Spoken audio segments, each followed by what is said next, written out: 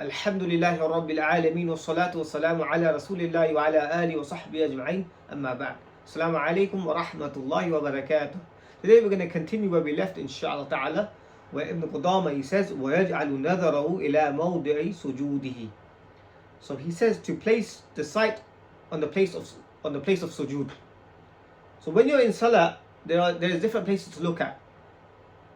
When standing in qiyam, we look at the place of sujood. This is established. This is mentioned by, I think, Imam Ahmad, Al-Bayhaqi, Al-Hakim, Abu Dawood, and maybe others. Imam Dhahabi graded this hadith to be sahih. The hadith is as follows, to the close meaning. While Prophet ﷺ was in the Kaaba, his sight didn't leave the place of sujood. Another evidence for this is from Al-Bayhaqi and also Al-Hakim. Also, Dhahabi considered this hadith to also be sahih. Prophet ﷺ used to incline his head during prayer and fix his sight towards the ground. Not that he would turn, but his head would point down at the place of sujood throughout qiyam. Ibn Rajab rahimullah, he mentions the wisdom, the hikmah of this is so that a person is not distracted. It is for khushu'. Then we move on to the part where Ibn Qudama, he says, ثُمَّ يَقُولُ سُبْحَانَكَ اللَّهُمَّ وَبِحَمْدِكَ وَتَبَارَكَ اسْمُكَ وَتَعَالَى جَدُّكَ وَلَا إِلَهَ غَيْرُكَ. Now this is a dua after opening the salah, after beginning the salah, after you have said Allahu Akbar, takbiratul ihram. Now, to bear in mind, any dua which has been established, which we may find in Hisnul Muslim, can be used in this part of the salah. Also, there is no khilaf in making these du'as in opening the salah.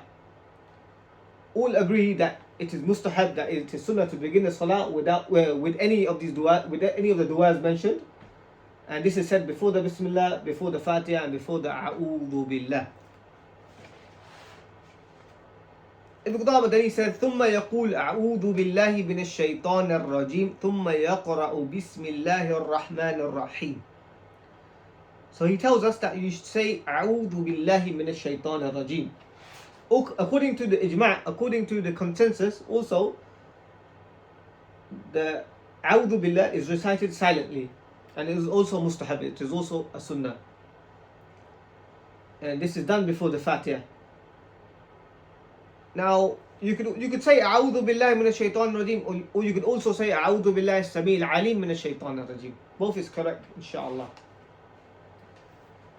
Now we move on to the part of saying Bismillahir Rahmanir Rahim. Ibn Qudama rahimahullah he says وَلَا يَجْهَرُ بِشَيْءٍ مِّن ذَلِكَ. He's saying basically, you do not say the Bismillah out loudly, whether in the loud salat or in the silent salawat. Now this is where there is maybe some khilaf amongst the ulama. So all of the ulama, the four madhab, they say that the Bismillah is said silently. There's agreement when the prayer is one of the silent prayers, it is said silently. This is agreed upon by the four madhahib. Now the majority of them say in the loud prayers it is also said silently, except for the Shafi'i school of thought. They say regardless of the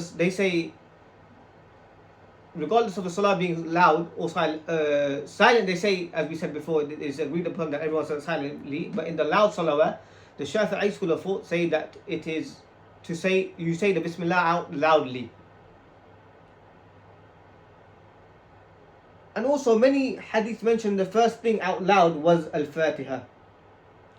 And the evidence for it being silent is actually mentioned in this matan, in this book, which is لقول أنس رضي الله عنه. He says صليت خلف النبي صلى الله عليه وسلم وأبي بكر وعمر وعثمان رضي الله عنهم فلم أسمع أحدا منهم يجهر بسم الله. So he says فلم أسمع أحدا منهم يجهر بسم الله الرحمن الرحيم. So he said he prayed behind Prophet ﷺ, wa Abu Bakr, wa Umar, wa Uthman radiyallahu anhum, and he didn't hear any of them say Bismillah out loudly. This hadith is a Sahih hadith. So this is one of the evidence put forward for saying it silently. Now, the Shafi'i evidence for saying it silently, so for saying it loud, sorry, my bad. The hadith I just mentioned was an evidence to say it silently, not loudly. Now, the evidence for it to be loudly, which is mentioned by the Shafi'i school of thought, is from the hadith of the Tabi'i. He said he prayed behind Abu Hurairah radiallahu anhu, and Abu Hurairah radiallahu anhu recited Bismillah ar-Rahman ar-Rahim before Al-Fatiha, and then he would say Ameen, and the people would say Ameen, and every time he made sujood, he'd say Allahu Akbar, and when he stood up from sitting, he'd say Allahu Akbar, and he would say Assalamu alaikum at the end of the salah. Then after he swears by Allah subhanahu wa ta'ala and says, my prayer resembles that of Prophet sallallahu alaihi wasallam better than anyone amongst you. Now there is argument where, as they say that this hadith, that the Prophet sallallahu alaihi wasallam didn't say this. But however, at the end of the hadith, Abu Hurairah radiallahu anhu, he said, my prayer resembles Prophet sallallahu alaihi wasallam. So the hukm, the ruling, the hukm of this is as if Prophet sallallahu alaihi wasallam did this. So now this is another dalil. This is the dalil which is put forward for it to be said out loud, for it to be said out loudly. Ibn Qudama rahimullah, he mentions in Al-Mughni, all the narrations concerning Bismillah out loud is da'if. Shaykh Albani rahimullah, he also says, the truth is there is not a single clear hadith, Sahih hadith, on reciting Bismillah out loud. Now you see the differences between the ulama. So one side shows to say the Bismillah out, to say the Bismillah silently. Another side shows to say the Bismillah out loudly. Now, looking at both the sides, the hadith of Anas, the one I mentioned, the one Ibn Qudam rahimullah mentioned in this book, the one which we are reading, from Anas radiallahu anhu, is sahih, without a doubt, and is also clear in wording. So the strong opinion seems to be that it is not to be recited out loud, according to the dalil which we said before from Anas radiallahu anhu, where he says that he didn't hear any of them reciting out the Bismillah out loudly. So as we said, the more stronger opinion seems to be is to recite the Bismillah silently and not loudly. However, if someone was to do it, again, we don't go to extremes, as there is an opinion and they have proof. So we don't say anything like, we don't say that this is a bid'ah. Now furthermore, I would also like to mention Imam Ibn Kathir rahimahullah. He was a Shafi in fiqh, at least for most of his life.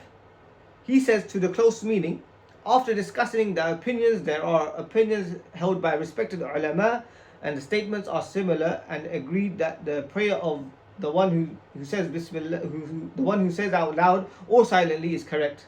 So no one saying the salah is batil either way.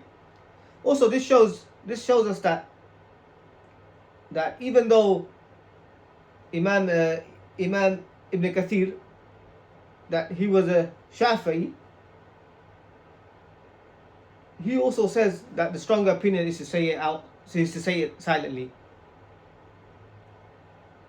And Ibn Qudama in Mughni and in another book, I think Al-Khirqi and Al-Zaylai, they all of them took the opinion to say it out silently. And also Sheikh Saleh Uthaymeen rahimullah in Sharh al-Mumti, he also took the opinion of saying the Bismillah out silently. And also Shaykh Albani rahimullah also had the opinion of saying it out silently. And Shaykh Uthaymeen, as I just mentioned, in the book Sharh al-Mumti, which is an explanation of Zaid al-Mustaqni, he had the opinion of saying the Bismillah out silently. Saying the Bismillah silently. So we can stop here inshallah. Jazakumullahu khairah.